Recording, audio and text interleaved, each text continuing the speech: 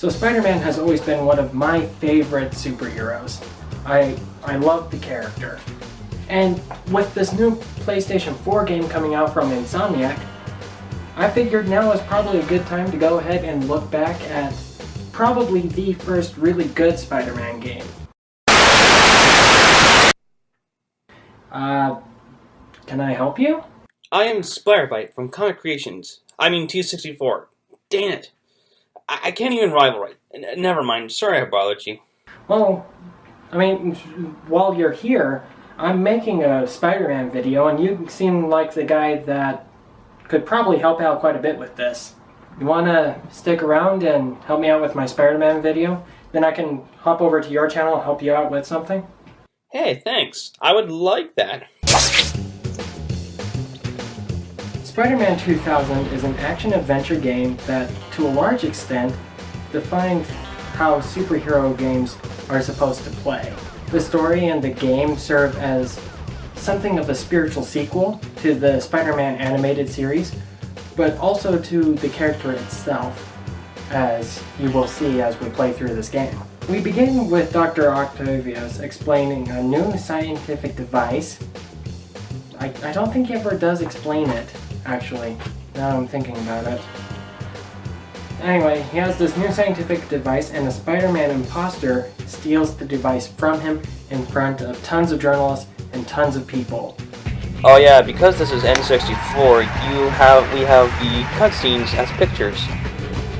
Well, it's more comic book accurate, but I prefer the PS1 graphics. Sure, but I like to think that if they used like word balloons instead of captions and they gave you like real comic art, I'd much rather look at that than these low poly FMV cutscenes that they're not great. The sound is great though. Your sound is a bit compressed. And the rest of the story involves more villains and more crazy scenarios and an ultimate plan to try and place symbiotes on all the citizens of New York City. Now the control scheme in this game is super solid. Well anyway, here's the controls. A is for jumping, R is a button, swing midair, B to zip up, the arrows to punch, kick, fire web. And the PS1 controls are extremely solid as well. The D-pad moves Spider-Man, X jumps, square punches, circle kicks, and triangle shoots web, and you shoot different types of webbing depending on which D-pad direction you're pushing down at the same time. There's a ton of combos. This control scheme is so solid that there was a sequel to this game, as well as the first Tobey Maguire Spider-Man game, that both used this exact same control scheme, just because it was solid. And for some weird reason, I was playing along, and next thing you know, I got the Silver Suit Spider-Man. This is known as the Spider Armor Mark I. It was only used once and never used again. Why? It looks awesome. And not only do we get the super sweet silver suit, but this game started my personal favorite tradition in Spider-Man games of alternate costumes, along with tons of collectibles all across the game, such as comic books that unlock covers in a gallery, and you have like special secrets you can find in the training simulators. Lots of really cool stuff. And now, we are dealing with the most abomination created by man. Carnage Octopus. Okay, that just sounds really stupid. Well, yeah, Carnage Octopus doesn't sound great, which is why in the game they called him Monster Rock, which is pretty cool. What do you think, Taylor? I think this game is great, it's timeless, and it's worth my time. Is it worth your time too?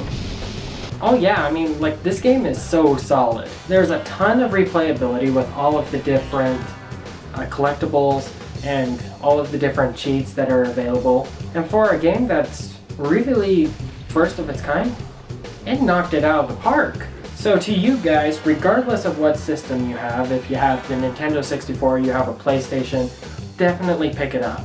It's well worth your time, well worth the play.